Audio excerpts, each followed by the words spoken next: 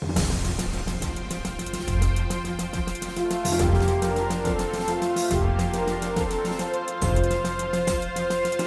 welcome to Washington Talk. I'm Young Kim. During the annual security meeting in Seoul, U.S. Secretary of Defense Lloyd Austin agreed with his South Korean counterpart to establish a new war plan, citing North Korea's destabilizing weapons program. The announcement came as Washington just concluded a 9-month review of the global defense posture, calling for more cooperation from allies in order to counter threats from North Korea as well as China. Today, we'll discuss what the Biden administration prioritizes in its global strategy. Joining me is Joseph Detrani. Ambassador Detrani served as a special envoy for the six-party talks and as the director of the National Counterproliferation Center. He spent over 2 decades with the Central Intelligence Agency as a member of the Senior Intelligence Service. Scott Snyder is also with me today. Mr. Snyder is director of the U.S.-Korea policy at the Council on Foreign Relations. His latest book, South Korea at the Crossroads, charts the evolution of South Korean foreign policy and strategic choices. Welcome to the program. Good to have you both today. Thank you. Good morning. Good morning. U.S. Defense Secretary Lloyd Austin just finished his 3-day visit to South Korea. After holding the Allies' annual Security Consultative Meeting, SCM, Secretary Austin and South Korean Defense Minister Seo said they agreed to set up a new policy that guides their respective militaries, which is called the Strategic Planning Guidance. Ambassador, what is the significance of this strategic planning guidance? Well, thank you for the invitation to be here with you and to discuss these important issues. Look, this is very significant. The strategy planning guidance is talking about the reality of today, living in the Northeast Asia region, and what are the critical issues. And you mentioned China a minute ago, and obviously that's a critically important issue, as is North Korea. So it's a question of ensuring the language that was used in the joint communique, ensuring that we have the deterrence necessary to address the potential of Chinese military, incursions and threats from North Korea. So I think just putting that together and reiterating our commitment to the Republic of Korea, our extended deterrence commitments to include nuclear deterrence, the reconfirming the 28,500 troops, repositioning again the helicopter squadron permanently to the Republic of Korea, as is the artillery division. I think overall it's a very important statement to certainly North Korea, but also to China. But it brings the U.S. and South Korea that much closer together on some of these more pervasive generic threats in the region. Mr. Snyder, why was this guidance established in the first place? Does this guide actually guided both the U.S. and South Korean military forces? Yes, the strategic planning guidance is really the framework around which the top military commanders develop war plans. But I want to step back because Ambassador Detrani made some important points. This joint statement, I think, reads very interestingly compared to past joint statements, in part because of its mention of the Indo-Pacific and its mention of China. And so I would just point out that as the defense secretaries did their survey of developments to respond to in the region, they talked about North Korean missile developments, but they also talked about the need to prepare for quote-unquote omnidirectional threats. And omnidirectional, I think, is a code word for dealing with the China maritime challenge. Right. Actually, I was going to ask both of you about China, but then let me first ask you about North Korean issue. So the Pentagon official earlier said the existing war plan is nearly 10 years old, and the U.S. has been seeing the progress in North Korea military capabilities. especially with regards to missiles. So, Mr. Snyder, you just mentioned about the missile capabilities of North Korea. Does this mean that the existing war plan was outdated in terms of dealing with North Korea's current capability? Well, I think that outdated is a bit of a loaded word. I think that there is a need to update the plans. And so the way I would think of it is more like receiving a new operating system for your mobile phone. The plans have been there, but they need to be revised and updated to account for the latest developments. And so it's clear that there is an intent to do that. And I think the primary focus is on, it should be and will be on the areas where North Korea has made improvements in its capabilities to ensure that there is an appropriate allied response. And of course, that's also very important as an aspect of deterrence to deny North Korea the capability to attack. Right. Ambassador Detrani, so we can assume that this new guidance is to reflect the current environment on the Korean Peninsula. Yeah, there's no question about it. In 2017, we saw the North Koreans launching an intercontinental ballistic missile, the Hwasong-14, the Hwasong-15, then displaying even a more gigantic ICBM, Hwasong-16, and having a thermonuclear test. So yes, there's no question about it. And we've seen it recently also, right? Even though they haven't launched an ICBM or had a nuclear test within the past 2 years, we've seen what they've done with submarine-launched ballistic missiles, hypersonic missiles, launching from rail cars. So there's no question that this had to be updated. And I think we were prepared, the corporate we, South Korea and the United States, were prepared even before, if you will, the strategic planning, new guidelines. But I think it makes it that much more explicit, and certainly to North Korea, that the Republic of Korea and the United States are very mindful of what's going on in North Korea. All right. North Korea has been displaying its nuclear and missile capabilities for years now. Ambassador, why is the need to get a new plan is now brought up during this administration and not during the previous administration? I think the Biden administration is really a lot of focus on allies and strategic partners. And in this case, we're talking about our closest ally, the Republic of Korea. So I think it's a very powerful statement that the United States will be working closely with allies and strategic partners to deter threats. And in this case, we're talking about the Northeast Asia region, but obviously it goes beyond Northeast Asia, but focus being on the Indo-Pacific region. So yeah, I think it's a powerful statement, and it's different than the previous administration that was more unilateral, bilateral. Now we're talking about a significant multilateral approach. Mm-hmm.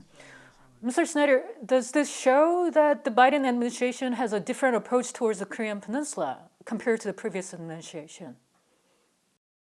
Well, I think that what the defense secretaries are really focusing on is the institutional policy process.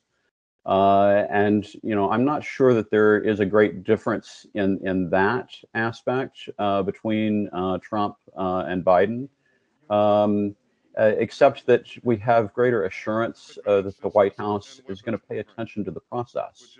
And so what I see as going on is really the return of process as an element of policy implementation, as an important element of policy implementation that provides greater consistency in U.S. behavior and provides greater assurance to U.S. allies. Mm-hmm. Ambassador Detrani, from North Korean perspective, what will this new strategic planning guidance imply? Well, I think there are two messages. One is come back to negotiations, focus on diplomacy and dialogue, mentioning past agreements with North Korea. I think that's a powerful statement from the Republic of Korea and the United States.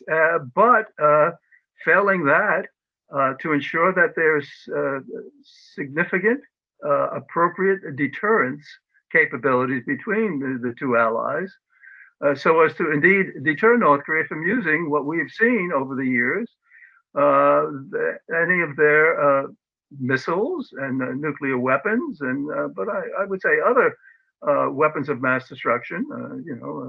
We look at the cyber and some of the other things they've been doing. So yeah, I think it's a powerful statement to North Korea. But again, I think the default here is come back to negotiations. Do you think this new plan, will affect the dynamics in the inter-Korean relationship in any way? In terms of the inter-Korean relationship, I think that maybe the major aspect that could have an influence on the inter-Korean relationship is that the defense planning process involves an affirmation that the U.S. and South Korea have the same view of North Korean capabilities and intentions. And to that extent, it's possible that the focus on the defense planning process and the war plans could generate more complaints from North Korea about what it terms South Korean double standards of trying to reach out to North Korea while at the same time building capabilities that could be used against North Korea. And so I think that could come into play. But we have to remember that this is an institutional process that has been going on for decades as the centerpiece for alliance cooperation. I mean, the main focus of the defense relationship has been on ensuring that the U.S. and South Korea have a combined capability that is capable of deterring war. And U.S. President Joe Biden has recently approved the Global Posture Review recommendations formed by the Secretary Austin. Mr. Snyder, is it right to understand that this U.S.-South Korea strategic planning guidance plan is consistent with this review? Yeah, I think the way that I look at that is that the strategic planning guidance is really part of the bottom-up building from the ground to focus on a particular threat, and the Global Posture Review is about a top-down process that identifies strategic objectives globally and then tries to pursue them. And really, if we step back and look at what is happening, I think the most remarkable development impacting the alliance is really that the U.S. shift from a focus on counterterrorism to major power rivalry is having a major impact on the context for the alliance operations. And when we really think about what that means, for counterterrorism, what that often meant is that the U.S. was asking South Korea for assistance to conduct out-of-area operations in Iraq and Afghanistan. But if our focus is on major power rivalry and the chief competitor is China, it basically means that the U.S.-South Korea alliance becomes a centerpiece for an inflow of focus and resources toward the efforts to accomplish that objective. And that also means that South Korea has to be on board with the U.S. approach. And so I think that is a critical component of the Biden administration's focus on revitalization of the alliance. Mm-hmm. It's also a realization that South Korea is on board on these generic geostrategic issues. There's no question about that. And indeed, when we talk about China and Taiwan, ensuring stability in the Taiwan Strait, peace and stability there, and also the threat from North Korea, there's no question there and everything. But we have to be very mindful, and of course we are, that China is a major trading partner, the major trading partner with the Republic of Korea. That China, but South Korea, in my view, doesn't want to show that they're just siding with the U.S. In principle, they agree with all these geostrategic issues with the United States, and we're totally in sync on that. But there's no coincidence that as we have our Secretary of Defense in Seoul, the National Security Advisor Soo-hoon is in Beijing meeting with Yang Jie-shi, who's a member of the Politburo and runs their Foreign Affairs Council. So I think this is where South Korea is navigating between these two great powers, and making it clear that on principle they're with us on these issues with Taiwan and peace in the region and stability and the threat from North Korea, but they also want to maintain a good relationship with the People's Republic of China. Mm-hmm. As the ambassador mentioned, the joint statement just released from Seoul mentioned the importance of preserving peace and security in the Taiwan Strait, to which China's Yang Jiechi showed his concern. Mr. Snyder, what did you make of this? Do you think that the mention of the Taiwan Strait was very meaningful? Well, the most significant mention was, of course, in the joint statement last May, and I think that the Defense Secretary communique is really just following up on that.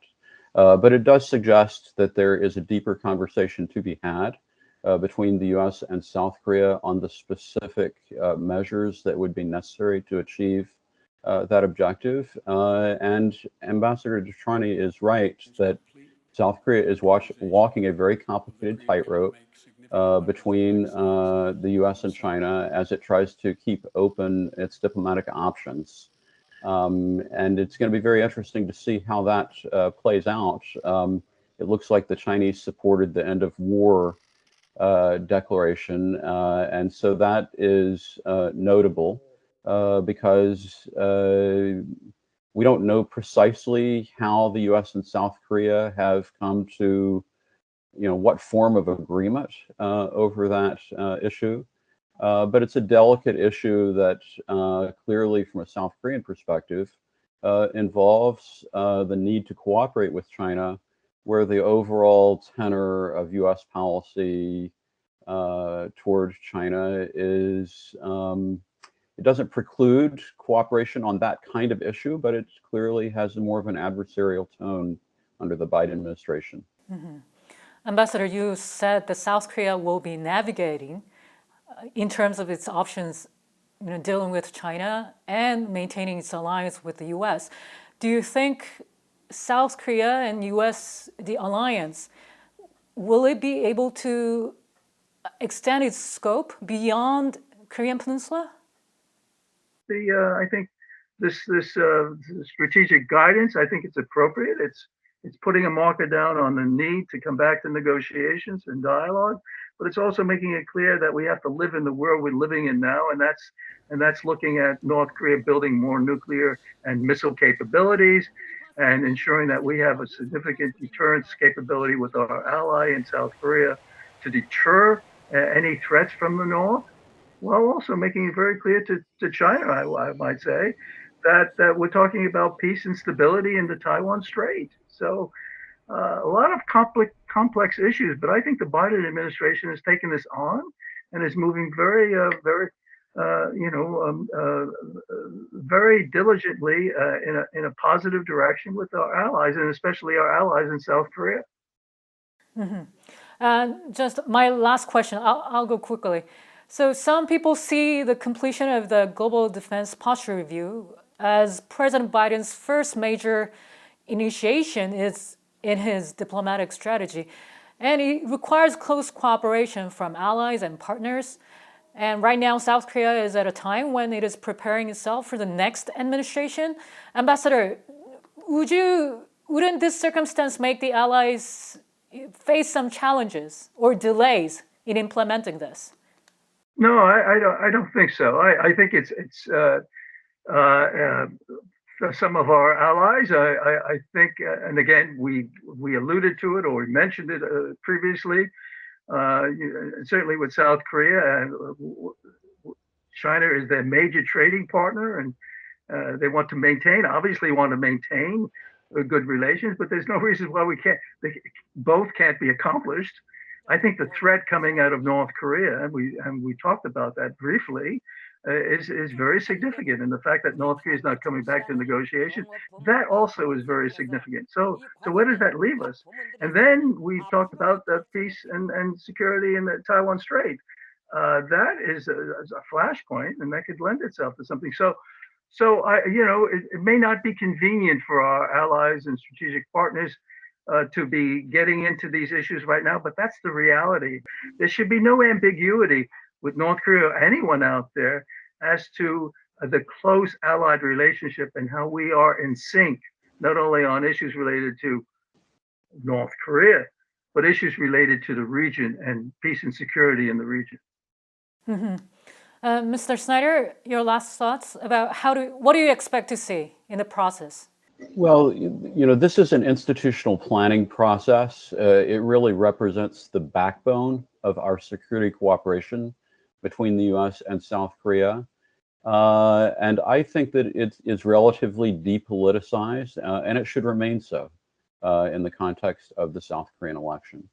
And so, that political process may put, some flesh on the bones, but in terms of what we're actually doing institutionally that really binds the two countries together, I do not see a great risk at this moment of that being subject to political contest in the South Korean presidential election.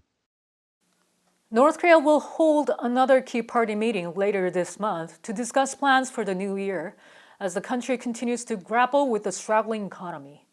This month's plenary session, which marks the fourth this year alone, will be closely watched as the regime will likely suggest where its future policies are headed. Ambassador Detrani and Mr. Snyder, thank you so much for being with us today. Thank you. Thank you. And that does it for this week's Washington Talk from Voice of America. Please join us again next week for more analysis.